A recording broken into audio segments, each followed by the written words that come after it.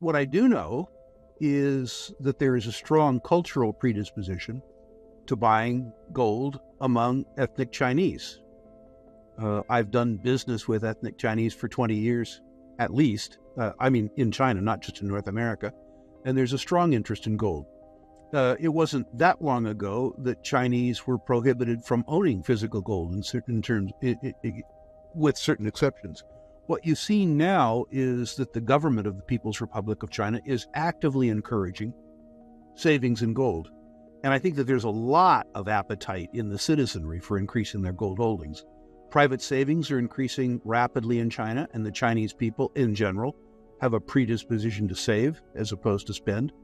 And I think that there's a lot of concern in China. I can tell you this anecdotally from Chinese people that I correspond with about future economic stability in China. And so there is a nervousness among many Chinese about investing in traditional savings products. At the risk of being accused of being racist, the Chinese people that I know are very much gamblers and very much speculators. With China's appetite for gold savings surging, Rick Rule explains why this trend is set to explode the gold price. Recent data shows that private savings in China are increasing rapidly, driven by widespread concerns over future economic stability. The People's Republic of China is now actively encouraging its citizens to invest in gold, marking a significant shift from previous restrictions. Rule emphasizes the strong cultural predisposition among ethnic Chinese to buy gold, predicting a major impact on the global gold market. Central banks have been the biggest buyers of gold, driven by geopolitical tensions and the weaponization of the US dollar. The fact that gold prices have risen while traditional retail investors in Western Europe and North America have been sellers indicates a significant shift in who is driving the market. As Chinese citizens increase their gold holdings, this could lead to a surge in demand and consequently a spike in gold prices. Rick Rule also notes that the delayed understanding of inflation's impact on personal finances will lead to a surge in retail gold buying, on top of central bank purchases. This combined demand could set the stage for real fireworks in the gold market. The institutional bias within the Fed is that the Fed believes, probably rightly, that they're the only branch of the U.S. government that's concerned about inflation. That Congress believes that they get paid to spend. The administration wants to spend because we're in an election year. And so from the Fed's point of view, the institution that stands between the U.S. dollar and oblivion is in fact the Fed.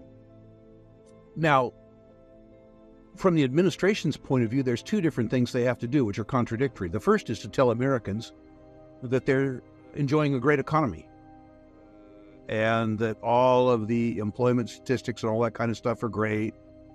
At the same time, they would benefit, they know, from lower interest rates. So they have a sort of a schizophrenic approach to dealing with the Fed. And I really don't know how it's going to work out. I was amused at President Biden discussing the economic statistics 10 days ago, taking credit for employment and lower oil prices and all that kind of stuff.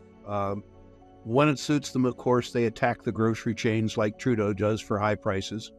And then they turn around and say that grocery prices are moderating through their own efforts. You know, it's the typical election year BS.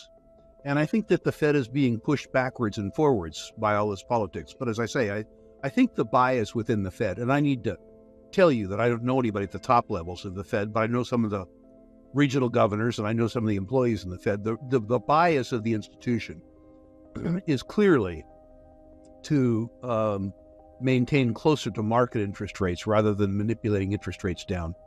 People go with their money to where it's treated well.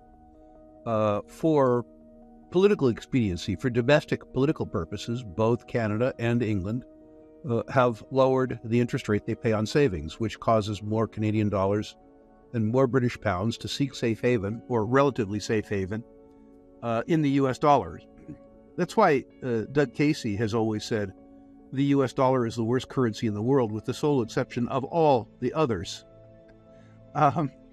Whether or not for purposes of political expediency the U.S. will be forced to do that is a different and, open question. I think a reason why your listeners need to continue to consider,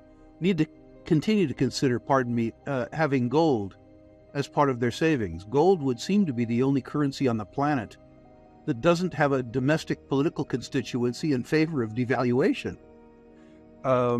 There are political pressures that cause countries like Canada, Great Britain, and the United States to deprive savers of a reasonable return on their investments.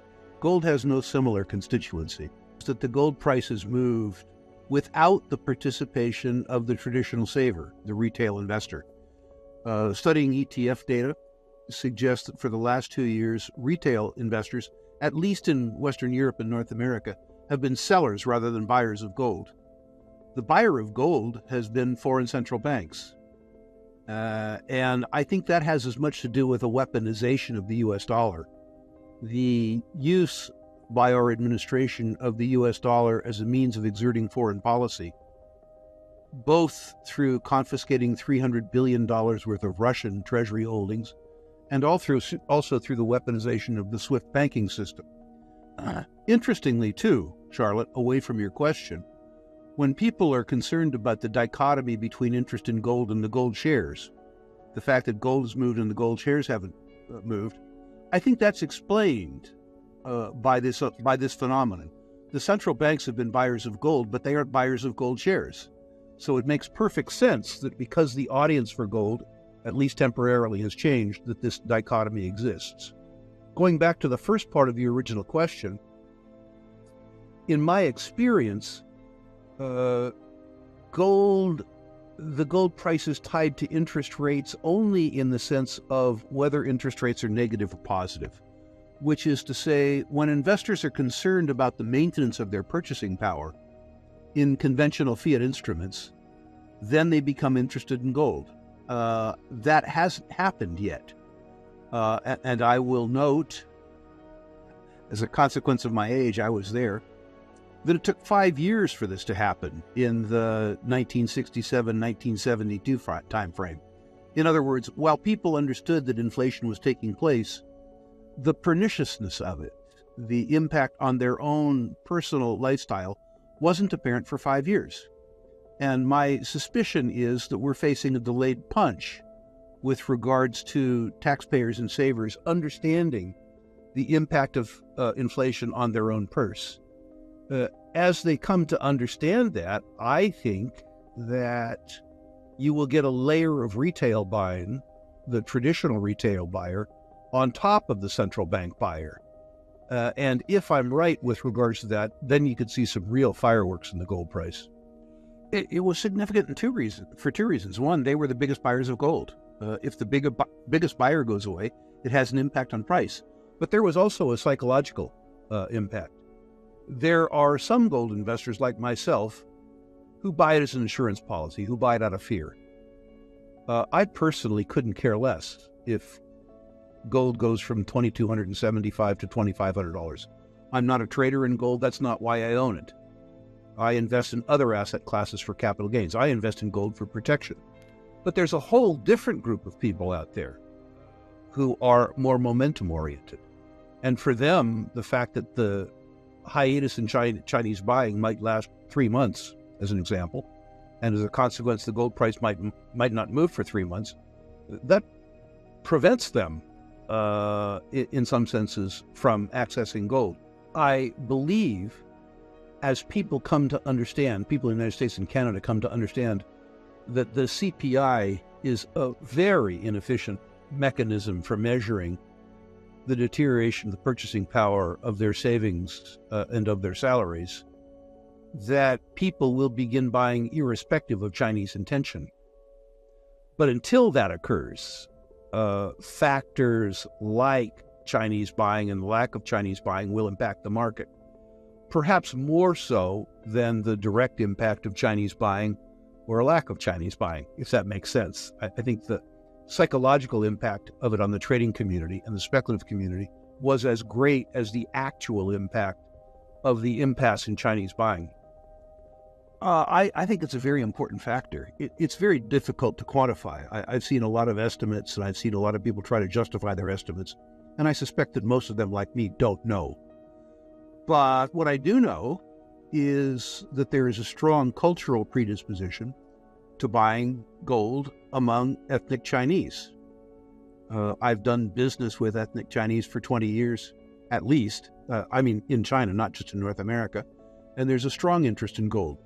It wasn't that long ago that Chinese were prohibited from owning physical gold in certain terms, with certain exceptions. What you see now is that the government of the People's Republic of China is actively encouraging savings in gold. And I think that there's a lot of appetite in the citizenry for increasing their gold holdings.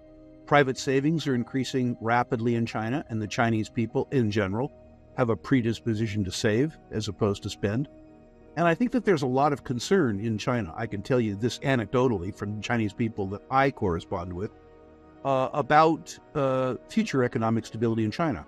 And so there is a nervousness among many Chinese about investing in traditional savings products. At the risk of being accused of being racist, the Chinese people that I know are very much gamblers and very much speculators.